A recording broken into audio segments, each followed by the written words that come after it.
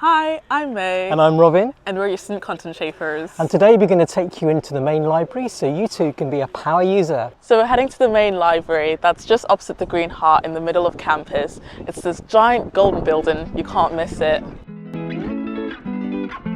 So we're going to walk you through searching, locating, borrowing and returning a library book so you know exactly what to do. First, we need to use our ID cards to check in. To search for a book, you need to use the online interface Find It at BM. Today we're going to look for a book by Heather Walton.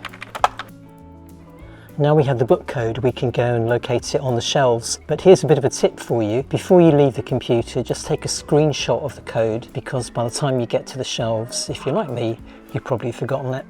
So we're looking for BR118W, and you'll find the book codes on the end of each set of shelves. So now we've got the book, what we're going to do is to sign it out using a self-issue terminal. And the point of that is really for other library users, because if anyone else is searching for it on Find It at BM, it will flag up the fact that this book has already been taken out. It will email me, and that way I know somebody else needs it. Let's go. So the self-issue terminals are really fun. You basically present your ID card, put the book, and there we go. That's my book. I press done, and it automatically emails me to tell me that that book is now out in my name, and I can take it out of the library and return it when I'm ready.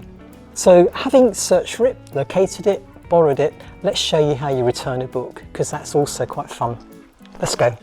The returns window is located right in front of the main library. So all you have to do is put the book down and it follows it up. So there we go. So that's how to search for, locate, borrow and return a book.